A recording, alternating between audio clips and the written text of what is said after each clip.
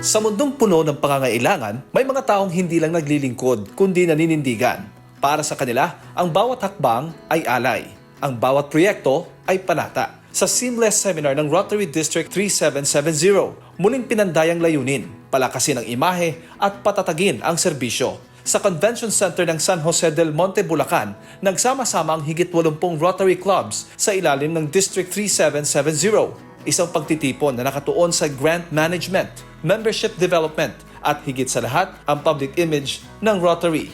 Sa pamamagitan ng ating public image team na pinangungunahan ni RPIC Mildred Bitangkol, kami po'y nagpapasalamat sa kanilang team ngayong hapon na tutulungan ng aming distrito upang liwanagin at gabayan ang mga clubs, ang 83 clubs ng District 3770. Pinangunahan ni Dr. Mildred Bitangkol, Rotary Public Image Coordinator ng Zone 10A, ang sesyon sa branding, kung saan itinuro kung paano may papakita ng tama ang serbisyo sa publiko. So after the seminar, we're hoping that a lot of clubs will be mindful of promoting Rotary and consistently doing the Rotary, promoting Rotary with the correct Rotary brand. So that's really the challenge that we want. And we help the clubs to be aware and to know how to use the Rotary branding. Para naman kay past District Governor Pichoy Ramirez, ang District Rotary Foundation Chairman ng District 3770, ang public image ay hindi lang tungkol sa pagpapakilala, kundi sa pagpapakita ng katotohanan sa paglilingkod sa kapwa.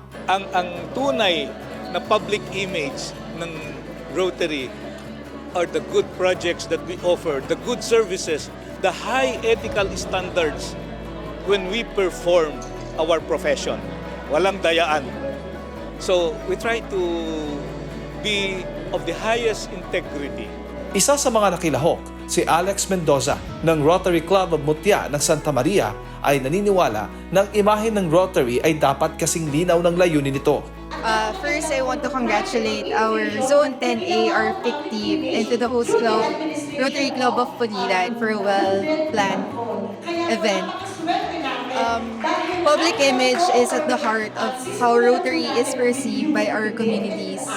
It reflects not only the projects we do, but also the values we uphold: service, integrity, leadership, and fellowship.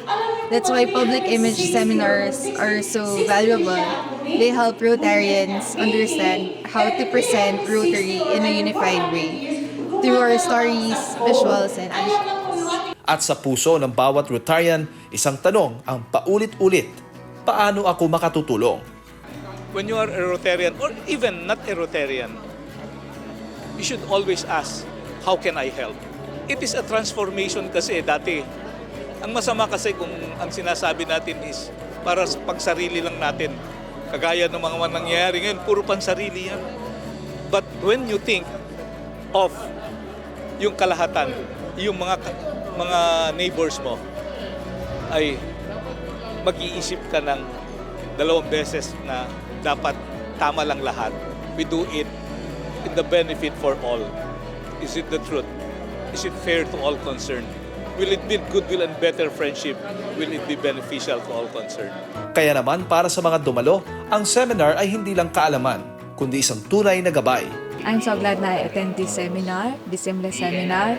So they trained us on how to use the public image, taught us very meaningful and very useful kung paano namin i-gagamitin ang pag-branding ng Rotary. In the public image, be a leader, a good leader.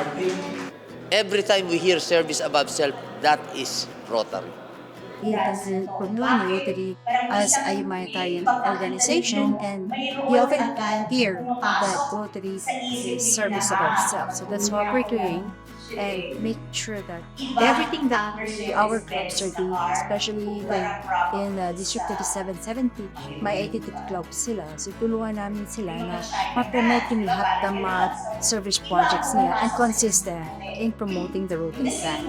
Sa pagtatapos ng Seamless Seminar, nagpasalamat ang mga kalahok sa oportunidad na mas matutunan kung paano epektibong gamitin ang pampublikong imahe ng Rotary at mas mapalakas ang kanilang serbisyo sa komunidad. Sa pamamagitan ng seminar na ito, patuloy na pinagtibay ng Rotary Clubs ng Zone 10A ang kanilang dedikasyon sa serbisyo at pagpapalaganap ng positibong pagbabago.